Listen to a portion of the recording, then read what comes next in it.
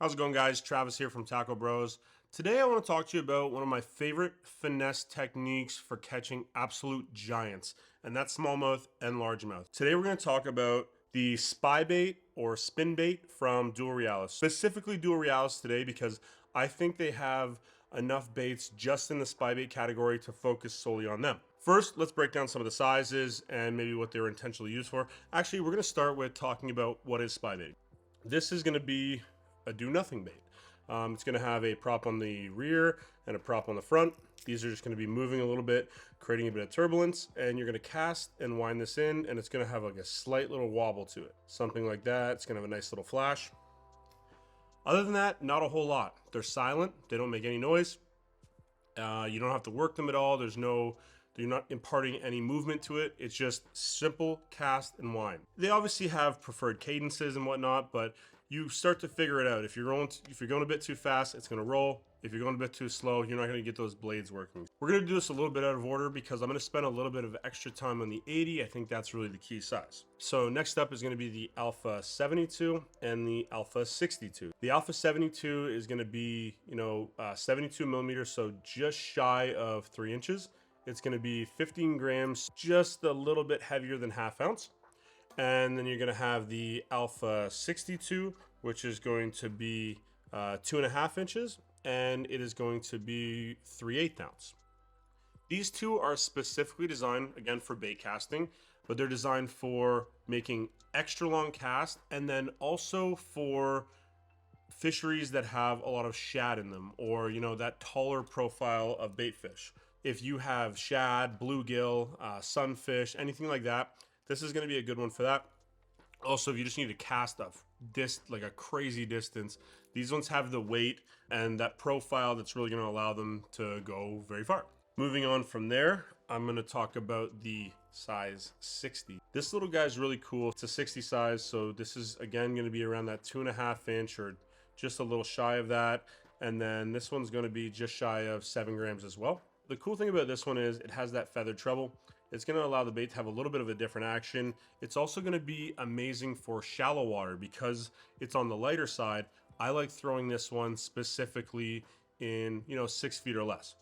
It's also amazing at midstrolling. Anything in that middle column that requires you to, be slowed down targeting fish, this is another great one for that. Same wobble, same blades. It has a ton of drawing power for something so small. 2.5 inches. This one's really cool. Comes in a bunch of awesome colors that a lot of them you don't actually see in any of the other Duo Realis lineups. So, and they come with feathered trebles. This one's really cool to check out. So next up is going to be the 80 size, and I'm going to spend some time on this, guys. This one is going to be 80 millimeters, 3 1/8 inches. This one in particular is going to be 9.5 grams. This is the Spinbait 80. And then we're going to have the 80 G-Fix. It just has a little G-Fix tag there right on the back. I'm not sure if you can see that, but the only difference between this one and the last one is this one weighs 10.5 grams. Just a little bit heavier, and I'll get to why in a minute. And then we're going to have the shallow version. For obvious reasons, this guy has to be a little bit lighter. This one is just shy of 7 grams, and this is going to be the shallow version. Same thing, 3 1/8 inches, just a lot lighter, made for specifically shallow fishing. The 80 is probably that sweet spot for me. This is the one I tend to spend the most amount of time with, and it also has the most versatility with the 3 different weight options. For me, my starting point is always just the straight up Spinbait 80, so that 9.5 gram, just shy of 3/8. This guy here, I'm going to throw almost always. I'm going to start with this. I can make long bomb casts with it. I can cover a ton of water. I can cover a ton of different water depths, and it has the most color options you can possibly have, and we can go through that in a minute.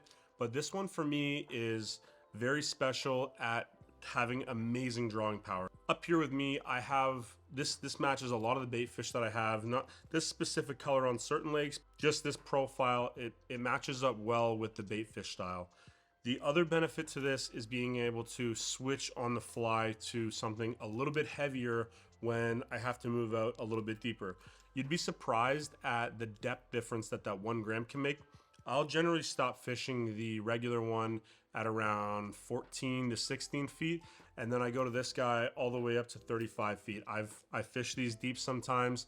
It's not just a shallow water or a deep water bait. This works in most water columns, most water clarity situations as well, which is something that a lot of guys don't realize. They all think this is a, you know, a clear water bait, specifically clear water cold bait.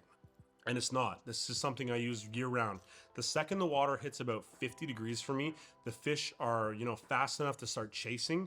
I generally start throwing this almost every time I go out. This is definitely gonna be on my deck. I'm definitely gonna be catching fish on it. It's just one of those ones that has so much drawing power, the fish can't stand it. And like I said at the start of this video, largemouth love this thing too. So if you're on a fishery where there's a lot of largemouth that maybe, you know, relate to rock a little bit more than grass, check the 80 size out for them. They won't be able to stand it, and they don't see it a lot because guys generally think that largemouth, you know, you need to be throwing a jig or a topwater or a chatterbait, something like that. If you downsize sometimes, you can get that big fish that has been tricked maybe a time or two and doesn't feel like getting tricked again and is very weary about everything that comes by him. He probably hasn't seen a spybait, especially if he's a largemouth in, you know, largemouth water. So check this one out for largemouth as well. And then the 70 I specifically use when I'm fishing in 5 feet of water or less. So if we're on a big flat and I'm just trying to cover a bunch of water and figure out, you know, where these guys are setting up, I will go to the shallow. The main problem with the shallow, obviously casting distance. It's really, really light, but it is great. It is a great weapon to have in the boat when you're in those situations. If you try to throw a 3/8 ounce in, like, you know, 3-4 foot of water, you're gonna be bottom bouncing, you're gonna be grabbing stuff. It's not gonna be as effective as it can be. That's when you go down to this little shallow guy. So this is the 7-gram model. This is one that I go to when I want to stay right up in the top of the water. Obviously, it's a little bit lighter. The thing I don't like about this is you lose a little bit of casting distance. Now, the guys at Duo have done an amazing job kind of mitigating that, but it still is a little bit of an issue. But I'm going to get to how you can correct that with using the right rod. And these are the rods that I highly suggest you guys to have a look at. It's going to help with that hookup ratio, which can sometimes be a problem in the spybaiting world. If you've ever spybaited at all, you know that you lose a lot of fish if you're not using the right equipment. This is one that you can't really get away with just kind of doing whatever. You need specific rods, specific line, and that's why, I mean, I'm sure you're watching this video. If I could only have one, I'm gonna go with the regular 80. Just that profile for me is so perfect. The weight is pretty versatile. I can do a lot of things with it. Like I said, if I am in shallow, I can speed it up a little bit, which I don't like to do. I prefer to fish this as slow and as painful as possible. I seem to get better bites on it. Obviously, throughout the year, you can speed up a little bit more, but you want to try to keep this thing as slow as you possibly can stand it. It's a finesse technique. It's one of the best finesse techniques. Like I said, that drawing power that this thing has is pretty unmatched. I just have more confidence in this than any other hard bait that I own. I will throw this before a jerk bait these days. So let's talk about the rods that I use to throw this. So for the bait casting, I generally use a 7.2 medium X Pride. It's not my preferred way to throw these. In general, I use a spinning rod. So I'm going to talk more about those, but 7 foot to 7 foot 3 or 4 medium rod is really going to be key. Maybe a nice fast action. But in the spinning, I like to use the Destroyer P5 Flissa. This is just an amazingly versatile finesse rod. So this is going to be an f2.5. It's a very, very parabolic rod. So it bends deep into the blank. I throw this with 11-pound braid. This is the Fire specifically. So this is more of like a, I don't know, 8-pound braid, I would say. And then I throw it to a 6-pound fluorocarbon leader. The other one that I use a lot is, this would probably be my third pick. This is going to be the NRX Plus. This is the 902. So I have the Nishine Lure Works on here right now, which I love throwing this as well. I'm going to save this for another video because I think this is a really unique one. It has a lot of, you know, customizations that you can do to it, and you can really manipulate this thing and play with it. It's an amazing, amazing spy bait. But for this video, we're staying Duo. So this is again, this is a medium, 7.6 medium rod. It has a lure rating of 1/8 to 3/8. This is just a dope one. I generally use this actually for Nico rigging, but sometimes when I'm throwing a lot of spy baits, I will tie them up on this. And then my second one, which I don't have handy, is going to be the one from It's called The One. It's in the Daiwa Steez lineup, so that's a 7.6 medium light. I actually broke a guide on it a couple weekends ago, wasn't paying attention, stepped on it, so that got sent off for repair, and we're sold out of the shop right now, unfortunately, but we will have them back in a couple weeks. Again, a 7.6 medium light. You can see I like those long rods. It helps get that bait a little bit further away from the boat. For the fluorocarbon, I generally use Sunline Snipers. Sometimes I'll go as low as 4 pound, all the way down to that really, really thin line diameter, and I go all the way up to, like I said, 14 pound on the bait casting side. And the great thing about Sunline is it has a bunch of little slots in between that, so you can go 4, 5, 6, 7, 8, 10. It really covers all those little minuscule line changes, which is great, especially in a technique where generally for me, because of where I live, I fish a lot of clear water. Some days, you know, they don't care. They'll eat an 8-pound line and I have a great day all day, and I'm not really worried about losing any of them because the line diameter is pretty big. Other days, they're extremely line shy. They've seen a ton of baits come by, and I have to go all the way down to like a 4 or 5 pound fluorocarbon leader.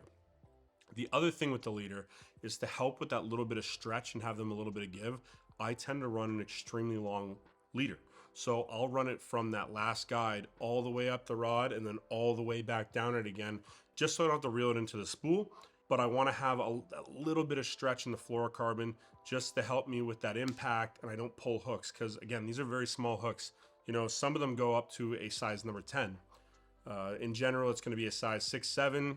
If you're into the 100s, it's going to be a size 5, but these are generally small finesse hooks, so they're very light wire. They have amazing hook penetration. Like when they get bit, they generally get stuck in their face, but if you don't have the right rod and the right line, you can easily pull these hooks out. I like that longer rod to get it away from the boat. It also is going to absorb a bunch of the shock, and I like to have that extra leader just as a little bit of protection for when these fish decide to dog you or sprint or whatever they want to do. The line is very important in this technique.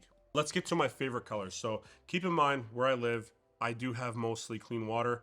I do have stained water as well, so I'll show you some of those, but for the clean water, I like to use, so there's 2 new colors that just came out, the Ghost Wakasagi and the Ghost Golden Perch. Those 2 colors are amazing. The Golden Perch sold out right away. We should have those back shortly, but that will definitely make an appearance this year. Same with the Ghost Wakasagi. Those 2 colors might be some of the best colors I've seen come out in a bait in a long time. And then from there, we're gonna have Ghost Minnow. This is gonna be a really cool one, and this is gonna be in that printed color that I was talking about, so that computer printed one. This is going to be in ND Shiner. So this is that shiner color, really natural, really cool color. So just a really cool natural shiner color. So this is a really cool color that we did with Duo Realis, and I'm gonna explain the concept of why I chose this color. We did one called Lights Out, so a completely matte black Spybait. Basically, when you're throwing a hair jig or a marabou jig, once it gets in the water and it's all wet, and you're just, you know, reeling it in to get them, without pulsing it, it literally has a similar shape to this. It's that bulbous right of the head, and then it pins down into like a little minnow looking black thing going through the water. That was the concept behind this, and it proved it that it works amazingly. This works in stained water. This works in extremely clear water. This thing works all over the place. Now, if you are in clear water, those are some great colors. If you're in more stained water, look at a color like River Bait. That has a lot of flash to it. There's a bunch of ones like that. Some of these colors, obviously the white's gonna work great. Anything with chartreuse is gonna work great. These work year round. Like I said, once that water hits 50 and the fish start kind of coming out of that winter funk where they're really slow and lazy, I throw this right to the end of the year. It's just a great one to add to your arsenal. If you're not familiar with spy baiting, this is definitely a great one to check out. It catches fish all year long. It catches big fish all year long, and that's the real key. You can trick those big ones that have, you know, been caught on jerk baits, they've been caught on Ned rigs, they've been caught on drop shots, they've been caught on jigs. So next time you're out and you're having a tough day and you're trying to trick a couple extra fish, or, you know, you're just trying to get bit on something that you're not maybe used to throwing, try throwing a spy bait, man. They flat out get bit, and you can use them all year long. It doesn't matter the water condition. It doesn't matter what it's doing outside. I have constant success with these things year round. Thanks for hanging out with me on Monday, guys, and I will see you on Thursday.